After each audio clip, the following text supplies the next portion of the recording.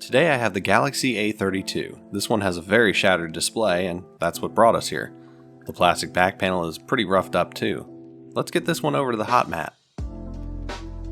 It's important not to overheat these or else the back might warp or melt. My new heating mat is great except for the fact it ignores any heat setting and can blast well past 115 degrees Celsius. I really gotta pay attention to this one. Using a super slim 1/10 of a millimeter pry tool, I'll slice my way around the somewhat useless water-resistant adhesive. I'll show you why that doesn't help in a moment. You've also got to be careful around the power button as there's a ribbon running behind it.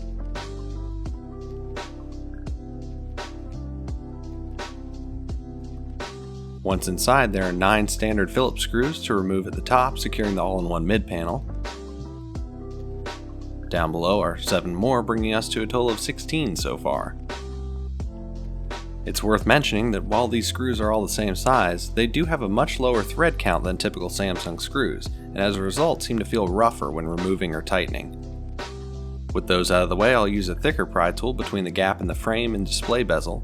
Plastic clips hold the midframe to the display, but separate easily enough.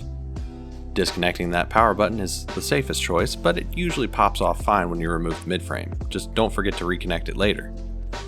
Now, here's a step you don't want to miss. Disconnecting the battery is pretty important. Now you might be asking, hey Chris, why wasn't that water-resistant adhesive important? It's because the headphone jack has 3 straight-up holes to the inside of the device, resulting in this kind of junk building up. The charging daughter board has a single black screw holding it to the frame. Keep that separate. Up top by the battery, we find a second black screw securing the main board to the frame.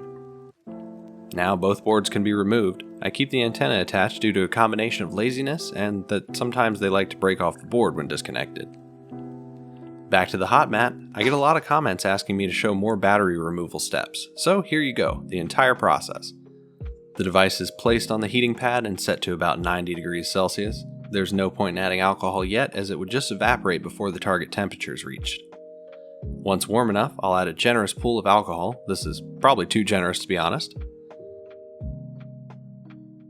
Now I'll take my pry tool and slip between the housing and battery and give short bursts of lifting pressure, moving back and forth to help the alcohol soak under the battery. When I feel the adhesive finally give, the pry tool goes deeper and acts as a support bar to lift the battery out. Yeah, that was too generous with the alcohol, but it worked! Back to the desk, small components like the vibration motor and ear speaker need to be pried out and moved to the replacement frame. The part being used is a new display that's already built into a frame. This is far more time and cost effective when doing multiple phones a day.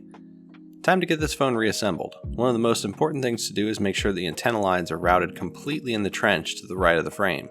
If they are loose or sticking out, the midframe has a tendency to pinch or split the antennas, resulting in no signal and more work.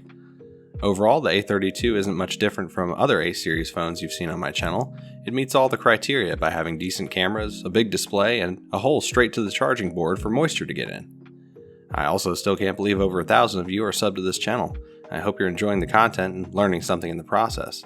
Thanks a ton for sticking around, subscribe for more because it's only going to get better from here, and I'll see you next time.